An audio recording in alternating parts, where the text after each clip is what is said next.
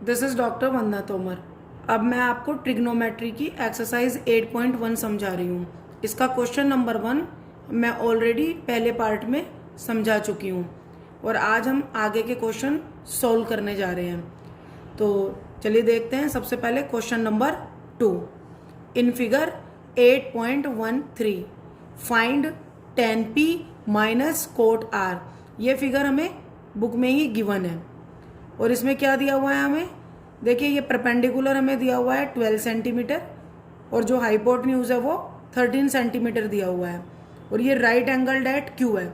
लेकिन हमारे पास base given नहीं है, तो बेस निकालने के लिए हम क्या करेंगे, बेस निकालने के लिए हम पाइथागोरस थ्योरम यूज करेंगे। तो using Pythagoras theorem, Pythagoras theorem को यूज करेंगे। क्या होती है पाइथागोरस थ्योरम?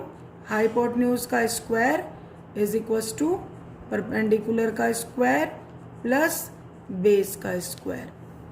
हाइपोटेन्यूज कितना है 13, तो 13 का स्क्वायर। परपेंडिकुलर कितना है 12, तो 12 का स्क्वायर प्लस बेस हमें नहीं मालूम है, बेस का स्क्वायर। 13 का स्क्वायर करेंगे 169, 12 का स्क्वायर करेंगे 144 और बेस का स्क्वायर करेंगे तो ये एज इट इज़ रहेगा। अब जो हमारा 169 है इधर आ जाएगा तो ये माइनस का 144 हो जाएगा और is equal to base. Base का स्क्वायर हटा देंगे और उसकी जगह यहाँ क्या आ जाएगा आपका, यहाँ पर आपका अंडर रूट लग जाएगा। हम इसे और कर इस तरीके से भी लिख सकते हैं कि base is equal to under root 169 में से 144 को माइनस करते हैं तो क्या बचता है, 9 में से 4 लेस किए 5, 6 में से 4 लेस किए 2। और ये मैं आपको फर्स्ट पार्ट में पहले ही समझा चुकी हूँ कि अंडर रूट में से कोई भी अगर हम बाहर निकालते हैं तो उस वैल्यू से पहले हम प्लस माइनस जरूर लगाएंगे। तो अब हम इस 25 का फैक्टर करेंगे। फैक्टर करके क्या आएगा, 5 5 जा 25, 5 1 जा 5। तो ये जब तक 1 ना आ जाए तब तक हम ऐसा करते हैं। अब हमें निकालना है बेस इज इक्वल टू बाहर प्लस माइनस, अंडर रूट में क्या आया 5 मल्टीप्लाई 5। अब दोनों का अगर पेयर बनाते हैं तो एक पेयर में से एक वैल्यू बाहर आई 5 सेंटीमीटर। तो हमें बेस पता चला और बेस हमारा कितना हो गया 5 सेंटीमीटर, जो कि हमने फाइंड कर लिया। अब हम ये देखते हैं कि हमसे क्वेश्चन में क्या पूछा गया है। देखिए क्वेश्चन में हमसे पूछा गया है कोट आर और 10p। आर क्योंकि क्यू के बिल्कुल सामने है तो इस फिगर से हम आर एंगल तो निकाल सकते हैं। तो चलिए पहले कोट आर निकाल लेते हैं। कोट आर, अगर आपको कोट आर का फॉर्मूला याद ना रहे तो मैं आपको फिर से रिवाइज करा देती हूँ जो ट्रिक मैंने आपको बताई थी। पंडित बद्री प्रसाद अपॉन हर भोले और P अपॉन H क्या बताया था, साइन। साइन का opposite cosec. B upon H क्या बताया, कोस। कोस का अपोजिट सेक। और P अपॉन B हमने क्या बताया था, टेन। और टेन का अपोजिट क्या होता है, कोट। तो हमें क्या निकालना है, कोट। तो कोट क्या हो जाएगा आपका B अपॉन P, यानी कि बेस अपॉन परपेंडिकुलर। बेस कितना है हमारे पास जो हमने अभी फाइंड किया है 5 और परपेंडिकुलर हमारे पास कितना है 12। तो हमारे पास वैल्यू आई 5 अपॉन 12 सेंटीमीटर। अभी हम इसको यहीं छोड़ देते हैं। अब देखिए हमें फाइंड करना है 10p माइनस कोट आर।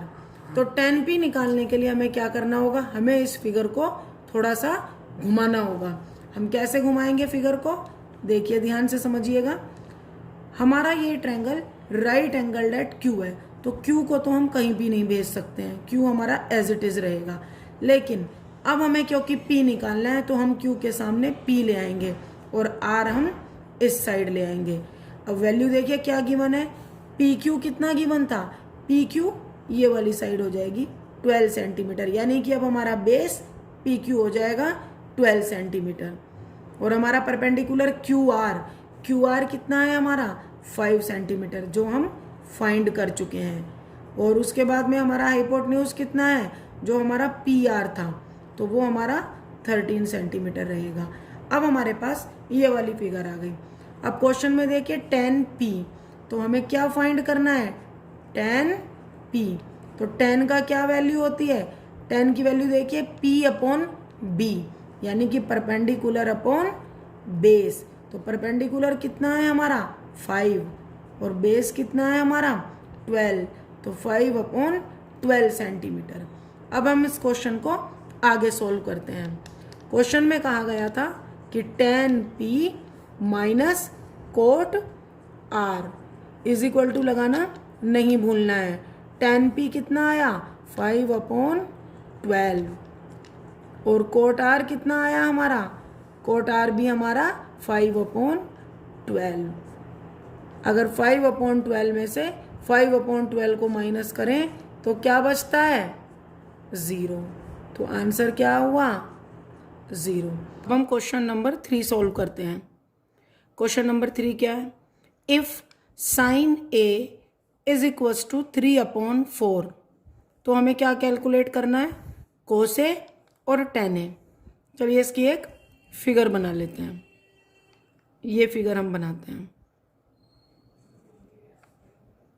इन्होंने फिगर कुछ गिवन नहीं की है तो हम अपनी मर्जी से बना सकते हैं इसको, लेकिन हमें यहाँ पर a ही लेना है क्योंकि हमें कौन सा एंगल पूछा गया है, साइन a। तो हमें लेना यहाँ पर a है। अब यहाँ पर हम कुछ भी ले सकते हैं, b भी ले सकते हैं, c भी। चलिए हमने राइट एंगल डेट b इसको मान लिया और ये हमारा c हो गया है। इससे और इससे हमें कोई फ़र्क नहीं पड़ेगा, हमें केवल इस पॉइंट पर ध्यान देना है, जो राइट एंगल के सामने वाला एंगल है वो हमारा ये वाला होना चाहिए। तो अब देखिए साइन ए गिवन है, हम क्वेश्चन को सोल्व करते हैं तो लिखेंगे साइन ए।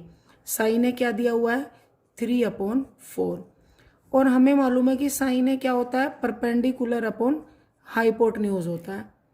तो परपेंडिकुलर कितना दिया हुआ है 3, तो परपेंडिकुलर हो गया हमारा 3 और हाइपोटेन्यूज कितना दिया हुआ है वो हो गया हमारा 4। अब हमें क्या फाइंड करना है, बेस फाइंड करना है। तो फिर से हम क्या करेंगे, using Pythagoras theorem, using Pythagoras theorem. अब चलिए फाइंड करते हैं क्या होती है पाइथागोरस थ्योरम, हाइपोटेन्यूज का square is equals to perpendicular का स्क्वायर प्लस बेस का स्क्वायर। हाइपोटेन्यूज कितना है 4, तो 4 का स्क्वायर, p कितना है हमारा परपेंडिकुलर 3, तो 3 का स्क्वायर, और बेस हमें मालूम ही नहीं है। 4 का स्क्वायर यानी कि 16 और 3 का स्क्वायर हमारा कितना हुआ 9 प्लस बेस का स्क्वायर। अब 16 minus 9 is equals to base, ये स्क्वायर यहाँ से हटा और यहाँ पर रूट आ जाएगा। हम इसे ऐसे लिख सकते हैं कि base is equals to under root, और अंडर रूट से पहले प्लस माइनस लगाना नहीं भूलना है। 16 में से 9 लेस किए तो बेस आ जाता है अंडर रूट 7। तो चलिए इसको यहाँ पर लिख देते हैं, ए बी कितना हो गया हमारा अंडर रूट 7। अब हम अपने क्वेश्चन में देखते हैं कि हमसे क्या पूछा था। हमसे पूछा है कि व्हाट इज कोस ए। तो कोस का क्या फॉर्मूला होता है, कोस का फॉर्मूला होता है बेस अपॉन हाइपोटेन्यूज। तो बेस हमारा कितना आया अंडर रूट 7 और हाइपोटेन्यूज कितना है हमारा 4, तो अंडर रूट 7 अपॉन 4 हमारा ये आंसर आ जाता है। दूसरा हमसे क्या पूछते हैं tan ए। तो tan ए का क्या फॉर्मूला होता है परपेंडिकुलर अपॉन बेस। तो परपेंडिकुलर हमारा कितना है 3 और बेस हमारा कितना है अंडर रूट 7, तो ये हमारा आंसर आ जाता है। आपको ये क्वेश्चंस समझ में आ गए होंगे, और अगर अब भी इसमें किसी को कोई प्रॉब्लम होती है तो मुझे नीचे कमेंट बॉक्स में कमेंट करके बता सकते हैं। इससे आगे के क्वेश्चन हम नेक्स्ट वीडियो में करेंगे।